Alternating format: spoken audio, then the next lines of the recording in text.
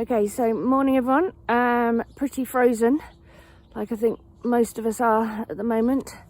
So I thought I'd start talking about hacking, as we're not able to get cracking this morning because the roads are too icy and our school is actually pretty frozen this morning as well. So I thought I was going to try and show you some of our view. I was going to try and turn the phone round, but I don't know how to do that. But it's so foggy you can't see anything anyway, so we'll do that on another day. I was going to point round to show you some of our loops and sort of how we use the variation of our facilities.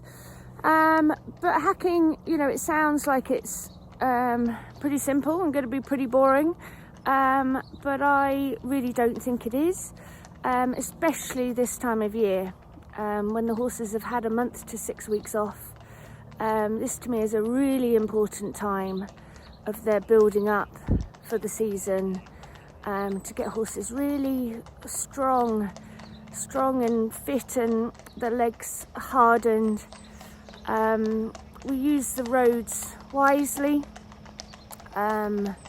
We basically we have a pretty standard hack that we do more of, that's probably 3 miles long, and it's very up and down, gradual hills all the way, a couple a little bit steeper, and we basically walk out the whole way.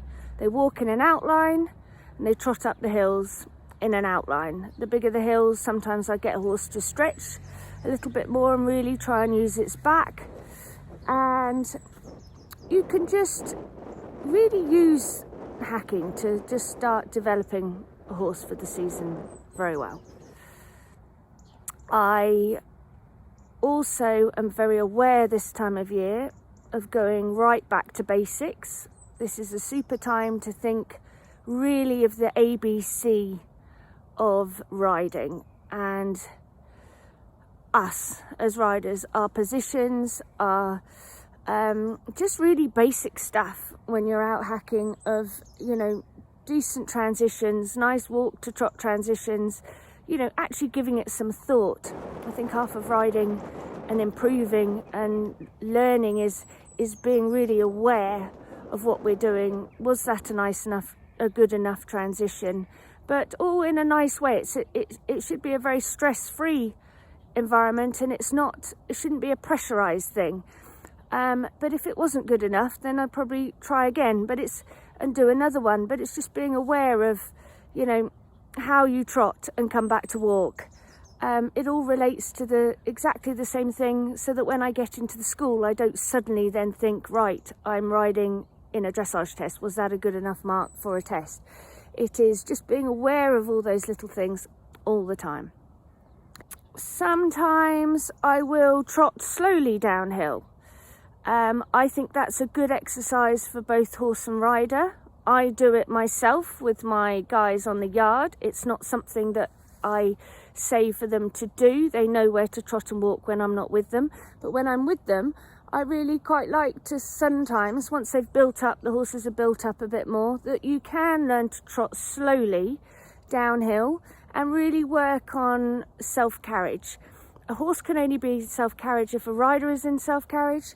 And so I like to sometimes feel that you can trot downhill with a horse waiting, without it being tight, without feeling that you have to hold it, that you can put it into a balance, but you can keep yourself in a balance.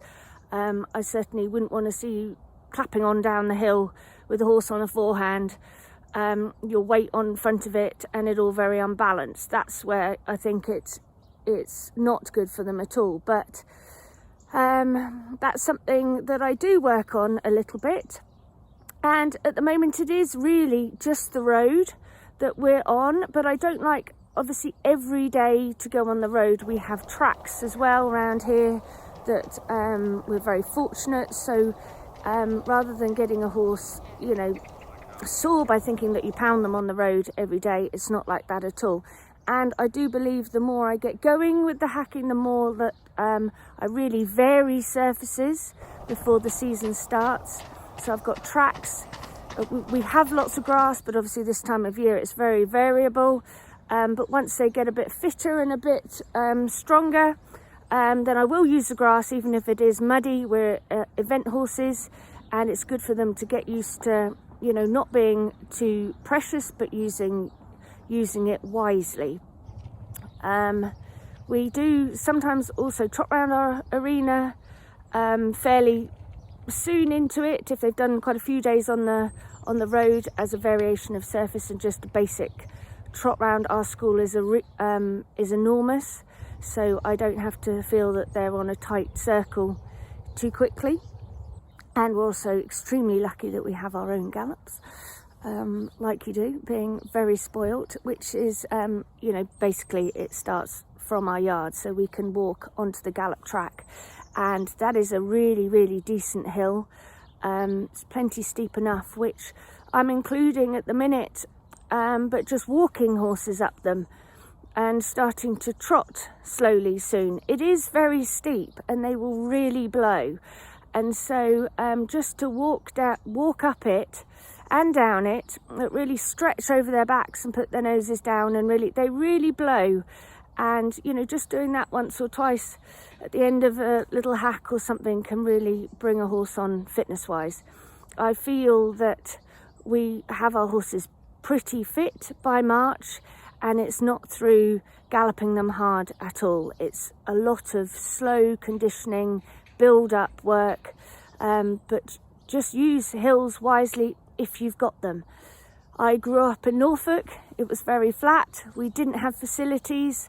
We didn't have a walker when we got started, or an arena, and my mum would take me off, load up in the truck to go and hack somewhere that did have hills that you can just basically, you know, trot up hills on the road, slow canter somewhere, use, you know, you got to use your facilities or your local grounds, whatever you're allowed to do, wisely. But it's definitely something that I was brought up doing, hacking, slow conditioning work on varied surfaces, and it is something that I believe in.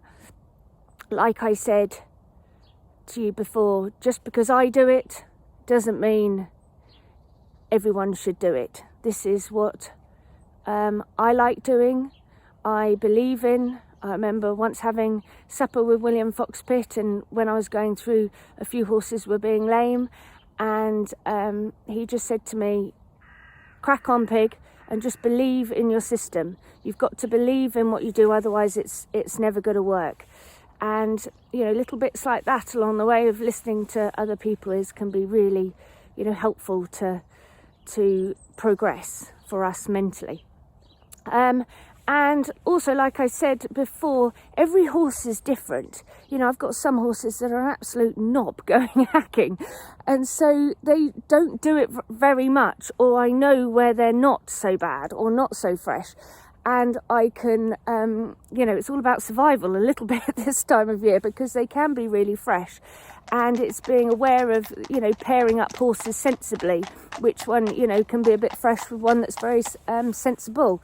And so all those sorts of things need taking into consideration.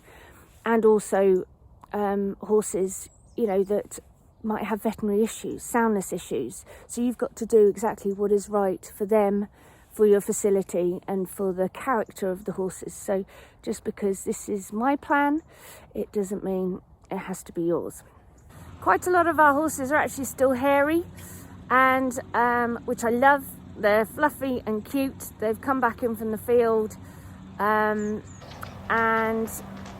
get shoes on, have a bit of a clean up, but stay fluffy for sort of a good few weeks, really, depending on them as well. You know, if they get hot, they obviously have to have a clip, because I hate them getting sweaty with lots of fur on at all around the girths or something. They can get girth sores and everything. So but the majority of them this time of year in these temperatures to do this sort of work of hacking up the road and back are not getting warm at all.